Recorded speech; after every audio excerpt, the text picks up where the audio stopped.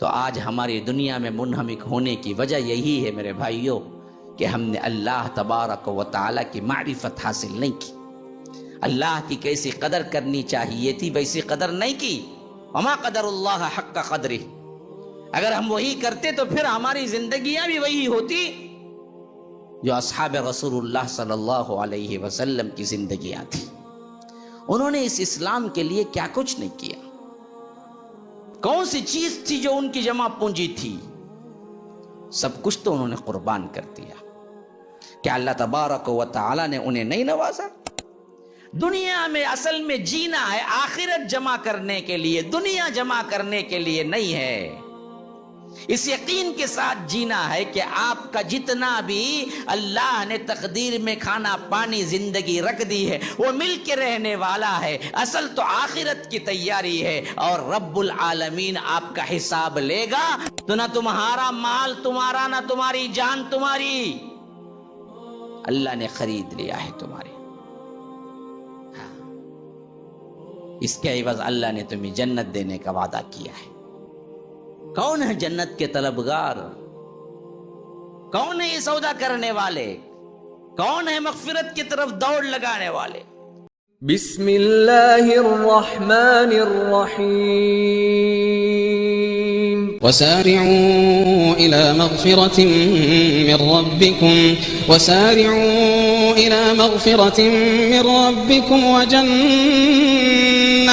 وجنة عرضها السماوات والأرض أعدت للمتقين. یہ زندگی ہمیں اصل میں کیا سکھاتی ہے میرے بھائیوں؟ خواتین کے لیے اس میں کیا سبق ہے؟ دنیا میں اصل میں جینا ہے آخرت جمع کرنے کے لیے، دنیا جمع کرنے کے لیے نہیں ہے. اس یقین کے ساتھ جینا ہے کہ آپ کا جتنا بھی اللہ نے تقدیر میں کھانا پانی زندگی رکھ دی ہے وہ مل کے رہنے والا ہے. اصل تو آخرت کی تیاری ہے اور رب العالمین آپ کا حساب لے گا. اور جب حساب لے گا تو یاد رکھو لا یغادر صغیرۃ ولا کبیرۃ الا احصاها. نہ چھوٹا کوئی معاملہ چھوڑا جائے گا نہ بڑا، سب کا سب اللہ گن رکھا ہے. ووجدوا ما عملوا حاضرا، کہ سب کا سب پورا نامہ اعمال تمہارے سامنے ہوگا. اور اس وقت ولا یظلم ربک احدا، اللہ اپنے بندوں پر کبھی ظلم کرنے والا نہیں ہے. تو وہاں تمہارے اعمال چلیں گے. تو یہ بہت بڑی آپ کے لیے آفر ہے کہ اس 60-70 سالہ زندگی میں جو کچھ ملا وہ اللہ کے لیے خرچ کر دو اور دائمی جنت اپنے لیے قبول کر لو. اسی لیے تو فرمایا کہ میرے بندے کیسے ہوتے ہیں. ان اللہ اشتری من المؤمنین انفسهم واموالهم بان لهم الجنہ. اللہ نے مومنین کے جانوں اور مالوں کو خرید لیا ہے جنت کے عوض. نہ تمہارا مال تمہارا، نہ تمہاری جان تمہاری. اگر واقعی تم جنت چاہتے ہو، یہ دنیا نہیں، تو نہ تمہارا مال تمہارا، نہ تمہاری جان تمہاری، اللہ نے خرید لیا ہے تمہارے. اس کے عوض اللہ نے تمہیں جنت دینے کا وعدہ کیا ہے. کون ہے جنت کے طلبگار؟ کون ہے یہ سودا کرنے والے؟ کون ہے مغفرت کی طرف دوڑ لگانے والے؟ سارعوا الی مغفرۃ من ربکم وجنۃ عرضها. ایک جگہ فرمایا کہ کعرض السماء والارض، ایک جگہ فرمایا کہ عرضها السماوات والارض. وہ جنت جس کی چوڑائی زمین آسمان کے برابر ہے، اتنی بڑی جنت. ہاں، اس کو لینے کے لیے دوڑ لگاؤ. سوچو مت، دوڑ لگاؤ. بیٹھو مت، دوڑ لگاؤ. آہستہ بھی چلو مت. سابقو یا سارعو، سارعو بھاگنا، سابقو ایک دوسرے سے آگے ہو جانا. دونوں الفاظ قرآن میں آئے. سورہ حدید میں فرمایا کہ سارعوا الی مغفرہ. سورہ آل عمران میں فرمایا کہ سارعوا الی مغفرہ. سورہ آل عمران میں، سورہ حدید میں فرمایا کہ سابقوا الی مغفرۃ من ربکم. تمہارے رب کی جنت کی طرف تم دوڑ لگاؤ. تو مسلمانوں، اصل مسئلہ یہ ہے کہ ہم رب العالمین کو جانتے نہیں ہیں کہ وہ کس طرح عطا کرنے والا ہے. کیسے نگہبانی کرنے والا ہے۔ اگر آپ اللہ پر ویسے ہی بھروسہ رکھیں جیسے چرند و پرند بھروسہ رکھتے ہیں، تو پھر اللہ آپ کو ویسے ہی کھلائے گا پلائے گا جیسے ان لوگوں کو اللہ تبارک و تعالیٰ کھلاتا پلاتا ہے۔ صبح سویرے وہ خالی پیٹ نکلتے ہیں، شام کو وہ بھرے پیٹ واپس آتے ہیں۔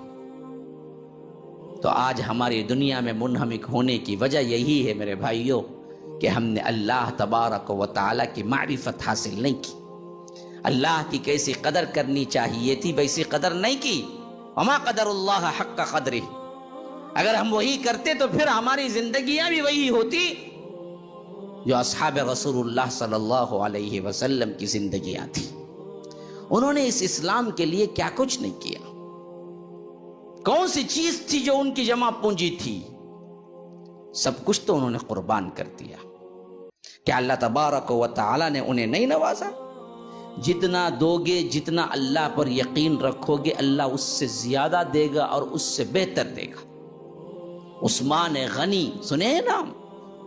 کون ہے یہ عثمان غنی؟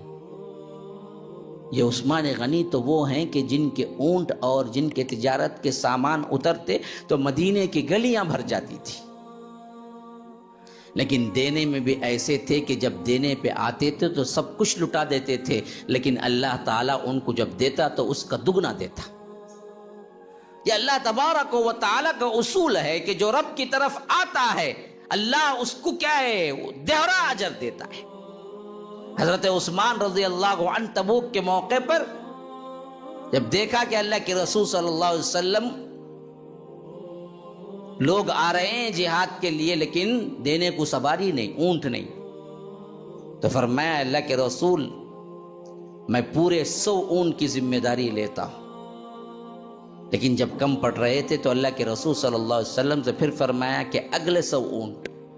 بعض روایتیں ہیں کہ یہاں تک کہ 100 اونٹ کے ساتھ درہم و دینار کے انبار لگا دیے حضرت عثمان نے، جس کے لیے اللہ کے رسول صلی اللہ علیہ وسلم نے فرمایا کہ ما ضر عثمان ما عمل بعد اليوم، عثمان اس کے بعد جو چاہیں کر لیں، اللہ نے ان پر کیا ہے، جنت واجب کر دی، وہ جو چاہے کریں وہ جنت میں جانے والے ہیں۔ اتنا اللہ کی راہ میں دیا، اتنا اللہ کی راہ میں دیا کہ اللہ کے رسول نے فرمایا کہ ما ضر عثمان ما عمل بعد اليوم، اس کے بعد عثمان جیسے چاہے عمل کریں، عثمان کو کوئی چیز نقصان نہیں پہنچائے گی، وہ سیدھے جنت میں جائے گی۔ لیکن اتنا دینے کے باوجود بھی اتنا اللہ نے پھر دیا، اتنا دیا، اسی لیے وہ اپنی زندگی میں ہی عثمان غنی کے لقب سے مشہور ہو گئے۔ عثمان الغنی، غنا، اللہ کی راہ میں دینے والے۔ حضرت عبد الرحمن بن عوف تجار صحابہ میں سب سے بڑے تاجر تھے۔ اللہ کے رسول صلی اللہ علیہ وسلم نے انہیں برکت کی دعا کی تھی، اور یہ برکت کی دعا اس حد تک قبول ہوئی کہ حضرت عبد الرحمن بن عوف کہتے ہیں کہ میں مٹی میں بھی ہاتھ ڈالتا تو سونا بن جاتی، یعنی اللہ ایسا دیتا مجھے نفع۔ حالانکہ ان کی زندگی کا آغاز کیسے ہو رہا ہے؟ مدینہ آئے، ایک پائی بھی لے کے نہیں ہے، بالکل غریب، ہجرت کر کے مدینہ پہنچے تو اللہ کے رسول صلی اللہ علیہ وسلم نے حضرت سعد ابن الربی کو بلایا اور بھائی بھائی بنایا۔ سعد ابن الربی انصار کے انصار کے تھے اور یہ مہاجر تھے، دونوں کو بھائی بنایا۔ اور عبد الرحمن بن عوف کے پاس کوئی چیز نہیں تھی، سب کچھ اللہ کی راہ میں چھوڑ کے آئے تھے مکے میں۔ سعد ابن الربی حضرت عبد الرحمن بن عوف کا ہاتھ پکڑے گھر گئے، سامان اکٹھا کیا اور کہا کہ آپ آدھا اس میں سے لے لیں کیونکہ آپ بھائی ہیں، اور میرے 2 باغ ہیں، ایک باغ آپ کا اور میری 2 بیویاں ہیں، ابھی پردے کا حکم نازل نہیں ہوا تھا۔ تو فرمایا کہ ایک کو دیکھ لیں، جو پسند آئے کہہ دینا میں طلاق دے دوں گا، عدت کے بعد شادی کر لیں۔ ایسا انفاق آپ نے دنیا میں کبھی دیکھا؟ کیا چیز تھی؟ کس پہ توکل تھا؟ کس پہ یقین تھا؟ یہ سب کچھ دے رہے ہیں سعد ابن الربی، ہم ہوتے تو کیا بولتے؟ بڑا شکریہ ادا کرتے اور کہتے کہ آدھا کیوں دے رہے ہیں، پورا دے دیتے تو اچھا تھا۔ لیکن عبد الرحمن بن عوف نے کہا کہ اللہ آپ کے مال میں، آپ کی اولاد میں، آپ کے خاندان میں برکت دے، مجھے کوئی چیز نہیں چاہیے، صرف مجھے اتنا چاہیے کہ آپ مجھے بازار کا راستہ بتا دیں، میں خود کوشش کر لوں گا۔ پھر اس کے بعد حضرت عبد الرحمن بن عوف جنگلوں میں جاتے، لکڑیاں لیتے، صاف کرتے، لے آ کے کیا ہے بازار میں بیچتے تھے۔ کبھی 1 کبھی 2 دینار مل جاتے، درہم مل جاتے تو ایک کھانے کے لیے رکھ لیتے، ایک دوسرے دن کے خرچ کے لیے رکھ لیتے۔ اس طرح بہت جلد اللہ تعالیٰ نے انہیں امیر بنا دیا، یہاں تک کہ انہوں نے شادی کر لی۔ اللہ کے رسول صلی اللہ علیہ وسلم مدینے ہی میں ہیں، عبد الرحمن بن عوف بھی مدینے ہی میں ہیں، لیکن شادی کی کوئی دعوت نہیں، نہ اللہ کے رسول کو معلوم ہوئی کہ شادی ہو گئی۔ ایک مرتبہ جو دلہا عطر لگاتا تھا اس کا ایک خاص رنگ ہوتا تھا، کبھی کبھی اس کا دھبا جو ہے بیٹھ جاتا تھا کپڑے میں۔ جب اللہ کے رسول صلی اللہ علیہ وسلم کے سامنے آئے تو عبد الرحمن بن عوف کے کپڑے میں وہ عطر لگا ہوا تھا، تو اللہ کے رسول صلی اللہ علیہ وسلم نے پوچھا کہ تمہاری شادی ہو گئی؟ کہا کہ ہاں اللہ کے رسول شادی ہو گئی۔ کوئی گلا شکوہ نہیں کہ کیا تم نے مجھے نہیں بلایا، مدینے میں شادی ہوئی۔ آج ہمارے شادیوں پہ خرچ دیکھو کیسے ہیں، حال کے لیے لاکھوں، جہیز کے لیے لاکھوں۔ ایک شادی کرتا ہے بندہ کما کے، لڑکی کا باپ، پھر اس کے بعد جو قرضدار ہوتا ہے کہ مرتے دم تک قرضدار ہوتا ہے خالی ایک بیٹی کی شادی کرنے کے لیے۔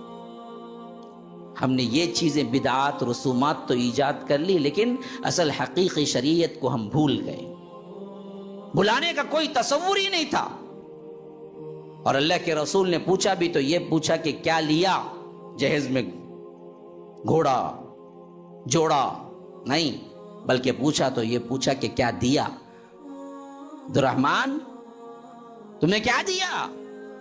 کہا کہ اللہ کے رسول مہر میں نے کھجور کی گٹلی کے برابر سونا دیا۔ تو دوسرا سوال ہوا تو یہ ہوا کہ ولیمہ کیا؟ کہا کہ نہیں۔ فرمایا کہ اولیم ولو بشاتن، ولیمہ کرو خواہ ایک بکری کیوں نہ ہو۔ پھر اس کے بعد وہ مشہور دعا جو ہم دیتے ہیں، بارک اللہ لک و بارک علیک، وہ دعا دی تو اس برکت کا نتیجہ یہ نکلا، عبد الرحمن بن عوف کہتے ہیں کہ پھر میں اگر مٹی میں بھی ہاتھ ڈالتا تو سونا بن جاتا۔ تو میرے بھائیو، یہ تمام واقعات میں آپ کے سامنے جو بیان کیا، اس کی 2 باتیں خلاصے کے طور پر یاد رکھ لیجیے۔